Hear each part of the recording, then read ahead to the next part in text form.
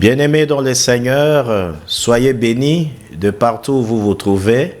Ça dépend de l'heure à laquelle vous nous suivez. Recevez nos salutations.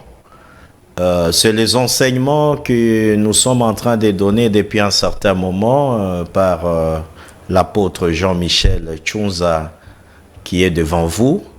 Nous sommes en train de parler d'un thème important, la lèpre de Naaman.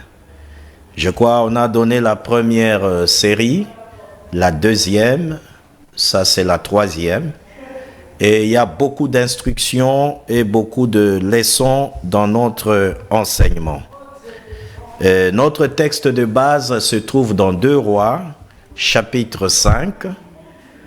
Autrefois, on avait lu à partir du 3e verset, mais aujourd'hui, on va commencer à partir du 10e.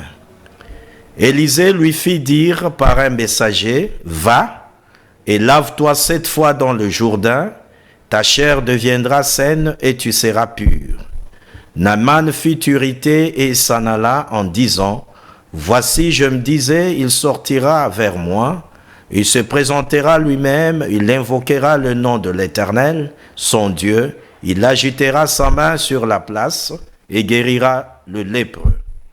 Le fleuve de Damas, l'Abana et le Parpar ne valent-ils pas mieux que toutes les eaux d'Israël? Ne pourrais-je pas m'y laver et devenir pur? » Il s'en retournait et partait avec fureur. Mais ses serviteurs s'approchèrent pour lui parler. Et ils dirent, « Mon père, si les prophètes t'eût demandé quelque chose de difficile, ne l'aurais-tu pas fait? Combien plus dois-tu faire ce qu'il t'a dit? Lave-toi et tu seras pur. » Il descendit alors et se plongea 7 fois dans le Jourdain, selon la parole de l'homme de Dieu, et sa chair redevint comme la chair d'un jeune enfant, et il fut pur. Nous sommes en train de voir des attitudes parfois qui sont d'actualité aujourd'hui. Et cet homme, autrefois, on avait dit que quand on vient devant le Seigneur, on ne lui amène pas de formule. On laisse Dieu travailler dans notre vie suivant ce qu'il doit faire. On n'aide pas Dieu. Dieu seul se prend en charge. Il se suffit à lui-même. Mais cet homme est venu avec des pratiques que lui-même avait dans sa tête et il voulait que le prophète puisse entrer dans ces pratiques. Il dit, je croyais qu'il pouvait sortir lui-même. Je croyais qu'il pouvait sortir lui-même. C'était ce qu'on avait dit autrefois, qu'on n'amène pas de pratique devant le Seigneur. Mais regardez la deuxième dimension. Naaman lui fit irriter. Pourquoi? Parce que Élisée lui fit dire par un messager. Donc Élisée même lui-même ne sort pas. Il envoie un messager, va lui dire d'aller dans le Jourdain, de s'y jeter 7 fois, et c'est alors qu'il va rencontrer sa guérison. Mais cet homme-là a vu comme s'il a été méprisé. Il regarde ses galons, il regarde le grade qu'il a, et puis il regarde les gens qui étaient tout autour de lui, le cortège. Il dit, je ne peux pas faire ça. Et la Bible précise qu'il s'irrite directement et il voulait partir. Quand il retournait pour repartir, Naaman fut irrité sérieusement et il commence à comparer les Jourdains avec le fleuve de Syrie. Et ça, c'est quelque chose de très grave, parce que vous venez de Syrie, et en Syrie, il y avait tout ce fleuve, mais pourquoi vous n'êtes pas parti s'y jeter? Donc, vous allez voir que l'obstacle pour cet homme, c'est qu'il ne veut pas écouter les orientations. Quand on ne veut pas écouter les orientations du Seigneur, quand Dieu nous dirige, Dieu nous donne des orientations par le canal de ses serviteurs. Tu dois faire ça, tu dois faire ceci, tu dois faire ceci pour réussir. Si on n'obéit pas aux orientations de Dieu, on ne va pas croiser son miracle, ni son soulagement. Il refuse les orientations. Et puis il commence à comparer. Bien-aimé, il commence à comparer le fleuve de son pays au fleuve d'Israël, au fleuve de Samarie. Il n'y a pas un problème de comparaison. Ce n'est pas le problème que l'eau soit potable. Ce n'est pas le problème que l'eau soit limpide. Ce n'est pas le problème que l'eau soit claire. Le problème, c'est l'orientation, que tu dois te jeter dans cette eau et dans la destination qu'on t'a donnée. Dans l'orientation, il y a l'adresse. Quand on vous oriente, on vous adresse et on vous montre aussi la destination. La destination, ce n'est pas le fleuve de Parpar, ce n'est pas le fleuve de Damas, ce n'est pas le fleuve de Syrie, ni d'Abana. Mais la direction, c'est le Jourdain. Beaucoup d'enfants de Dieu, c'est ça, ce qu'ils sont en train de faire. Dieu donne des orientations, lui c'est quoi plus intelligent que Dieu, lui fait autre chose. Mais quand l'échec vient, là maintenant, il commence à endosser cette responsabilité aux responsables spirituels. On est bloqué quand on ne suit pas les orientations. On est bloqué quand on ne suit pas à la lettre ce que Dieu dit.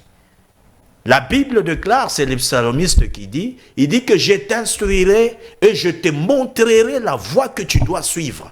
Il y a une voie que tu dois suivre, mais cette voie-là ne vient pas de toi, mais ça vient de ton Créateur. Et vous devez suivre cette voie. Il dit, je t'instruirai. Donc, c'est-à-dire que même dans l'orientation, Dieu nous instruit. Il nous conseille. Et je te montrerai, je serai avec toi et je te conseillerai. Donc notre vie dépend de la façon dont nous accueillons le Seigneur et nous obéissons à ses orientations. Il refuse les orientations, mais il vient pour chercher le soulagement. Ils sont pleins dans nos églises. Ils ne veulent pas des orientations. Il est rebelle, mais apparemment, il montre comme s'il a besoin du soulagement.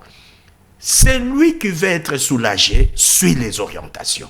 Et pour le moment, les orientations, Dieu les donne par ses serviteurs. Il a établi des serviteurs dans des églises. Il a établi le ministère. Et on doit suivre les orientations. Votre succès, votre percée, votre épanouissement et votre avancement est lié à la façon dont vous gérez les orientations que Dieu vous donne par le canal de ses instruments. C'est très important. Et on lui donne ces orientations-là. Et il dit, je ne le fais pas. Il s'irrite et il veut retourner en Syrie. Celui qui n'obéit pas aux orientations, risque de gaspiller son temps. Parce qu'il a pris du temps pour venir à Samarie. Donc, c'est-à-dire que toutes ces énergies dépensées pour arriver, il devait le faire perdre sans prix par le fait de ne pas obéir et rentrer. Donc, ça devait être une promenade de santé pour lui. Mais heureusement pour lui, la chose qui me plaît plus, heureusement pour lui, c'est parce qu'il était bien entouré. Mais ses serviteurs s'approchèrent pour lui parler. Et il dit, mon père, si le prophète t'eût demandé quelque chose de difficile, ne l'aurais-tu pas fait? Combien plus dois-tu faire ce qu'il t'a dit? Lave-toi et tu seras pur. Il descendit alors et se plongea 7 fois. Si tu es bien entouré, tu vas réussir dans la vie. Si tu as une mauvaise compagnie, tu n'iras pas de loin malgré les talents que tu as. Ce général ici a suivi ses collaborateurs. Il l'entoure avec amour pour lui dire, s'il t'avait demandé la chose la plus difficile que celle-ci, tu pouvais le faire. C'est pour seulement lui dire que tu es venu pour la guérison. On te dit de te jeter cette fois, qu'est-ce que ça fait? Jette-toi cette fois et tu seras pur et nous allons rentrer et tu seras en bonne santé. Il a écouté parce il était bien entouré. Combien de gens échouent parce qu'il est mal entouré? À côté de toi, qui est à côté de toi? Qui est la personne que tu partages avec ta vie? Cette personne t'amène soit la percée, soit te tire vers le bas. Donc il faut bien sélectionner les gens qui doivent être tout autour de nous. Soit ils vont contribuer à notre percée, si ce sont de bonnes personnes, ou bien soit à notre chute, si ce sont de mauvaises personnes. Soyez bien entourés. Et le Seigneur lui-même en a tenu compte. L'apôtre Paul lui-même en parle.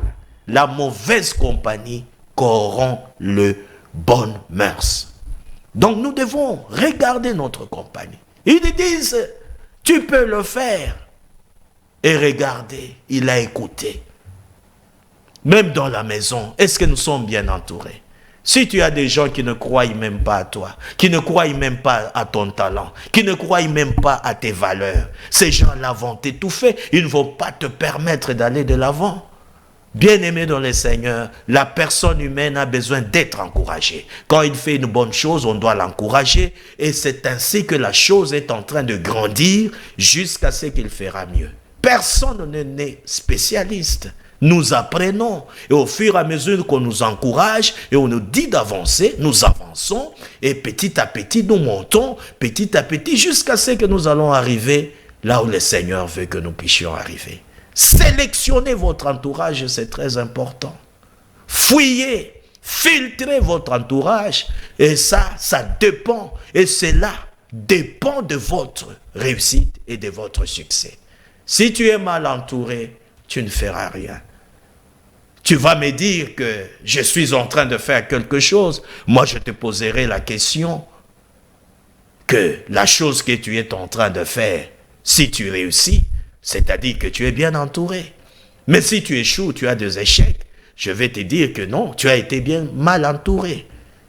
Je suis à tel niveau. On verra le niveau, on va l'évaluer. Et on dira soit si tu étais bien entouré ou pas, par rapport à ce que tu présentes actuellement. C'est très important, même dans l'église du Seigneur. Il faut que tout autour du leader, qu'il y ait des gens qui peuvent le booster, le mener plus haut, de sorte que ce que Dieu a mis en lui puisse grandir, s'épanouir. Sélectionnons notre entourage, ayons une bonne compagnie, cela va nous aider à faire la percée. C'est très important dans notre vie, même dans la vie quotidienne, dans beaucoup de domaines. C'est pourquoi, bien-aimé dans le Seigneur, cet homme écoute ce que son entourage lui dit, il descend. Ça, c'est un aspect. Descendre. Les gens ne veulent pas descendre. On se prend toujours super, même si on connaît, on veut épater les autres, on veut les diminuer parce que nous, on connaît. Non, on doit descendre. Dieu travaille avec ceux qui sont humbles, ceux qui descendent. Quand vous descendez, le Seigneur va vous faire remonter. Mais quand vous montez, le Seigneur vous fera chuter. La vie chrétienne, c'est la vie des hommes et des femmes humbles. Même si tu as des valeurs, même si tu as de biens, même si tu as des choses, tu dois parler en promouvant le Seigneur, pas vous-même. Tout ce que nous avons sur la terre, même si c'était par notre intelligence, c'est Dieu qui nous a donné cette intelligence, nous devons reconnaître qu'il y a des gens qui sont tout autour de nous et nous devons être humbles.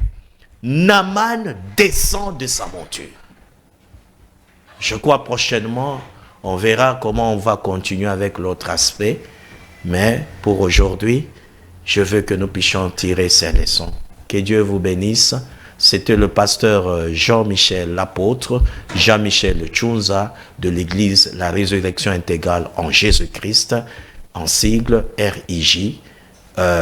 Bien-aimé dans le Seigneur, mon numéro de contact c'est le 082 60 61 918, L'église se trouve sur l'avenue Essabé 2, quartier Libération, commune de Selembao, arrêt autostop. Bien-aimés, que le Seigneur vous bénisse. Prochainement, nous allons continuer avec l'autre dimension. Que le Seigneur vous assiste et vous bénisse. Merci.